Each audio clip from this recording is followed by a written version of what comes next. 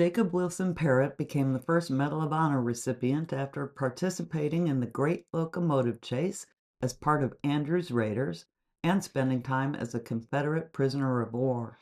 This is the incredible story of Jacob Parrott and the first Medal of Honor recipient. Let's dig into this.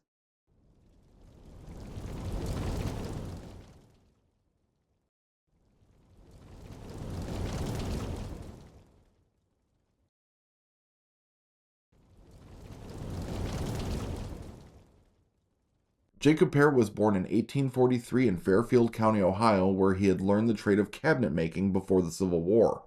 He had enlisted in the Union Army in 1861 at the age of 18 as part of Company K of the 33rd Ohio Volunteers Infantry. His first experience in combat may have been the Battle of Ivy Mountain in Floyd County, Kentucky, in November of 1861. By April of 1862, Parrott had volunteered along with around 21 others to take part in a daring and dangerous raid behind enemy lines. Parrott became part of Andrews Raiders under the command of James J. Andrews, who was a civilian acting as a secret agent and scout around Nashville, Tennessee. The Raiders' mission was to sneak deep into enemy territory and destroy transportation and communication lines between Chattanooga, Tennessee, and Atlanta, Georgia.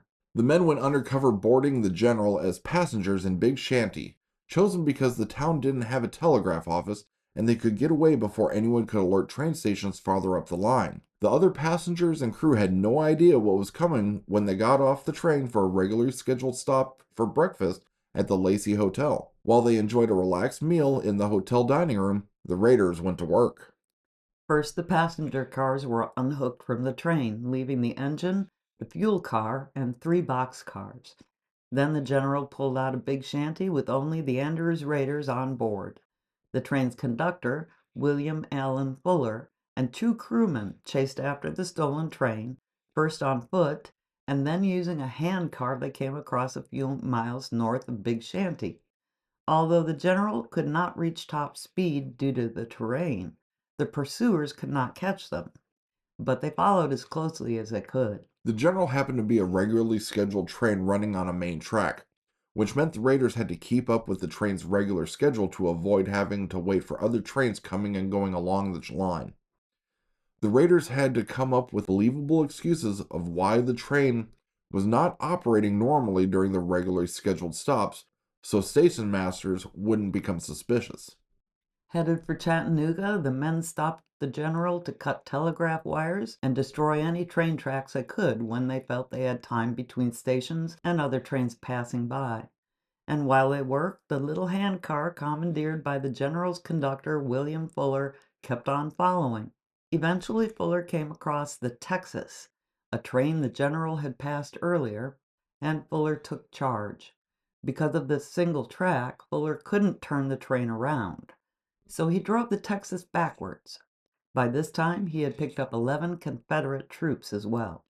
It must have been quite a sight as the general steamed past, followed just a few minutes later by the Texas running in reverse. The general was trying to set bridges on fire and cut more telegraph wires, but it had rained recently and the damp wood didn't light as planned. The men set the box cars on fire one by one, letting them go behind them to try and slow the progress of the Texas as much as they could and do as much damage as possible. The Texas managed to send a telegram just before the Raiders cut the telegraph wires near Dalton, Georgia, alerting folks in Chattanooga that the general had been hijacked and was headed their way. But the general never made it that far. Low on wood to make the necessary steam to fuel the engine, the pressure dropped, and 18 miles outside the city, Andrews' Raiders were forced to abandon the train when she ran out of steam, quite literally.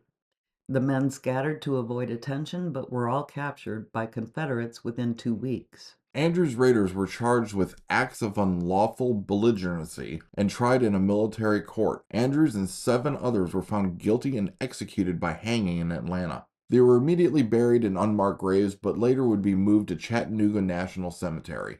Jacob Parrott was held and questioned for information, and at one point escaped with 14 other raiders. Only 6 of the men managed to reach friendly territory. The others, including Parrott, were recaptured.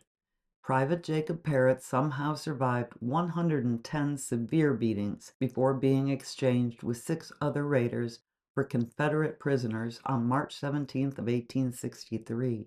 On March 20th, the prisoners arrived in Washington, D.C. and were interviewed about their ordeal. And on March 25th, 1863, Secretary of War Edwin M. Stanton announced they would receive the Medal of Honor for their actions. Private Jacob Parrott was chosen to receive the first medal due to the horrific beatings he had received during captivity. Private Parrott served in the Army for the rest of the war, being commissioned as a second lieutenant in 1863 and as a first lieutenant in 1864.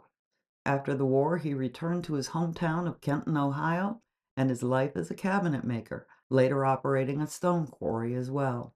While walking home from the county courthouse in Kenton on December 22nd, 1908, Parrott suffered a heart attack and died. He was 65 years old. He is buried at the Grove Cemetery located on the corner of Ohio State Route 309 and the road that is now named Jacob Parrott Boulevard. Thanks for watching, Don't forget to like and subscribe. and we'll see you on the next one. Hey, here's another DragonDen video you might like. And if you like this video, don't forget to hit that thumbs up button. And you can hit the notification bell if you'd like to know when our videos come out. Thanks for watching. We'll see you on the next one.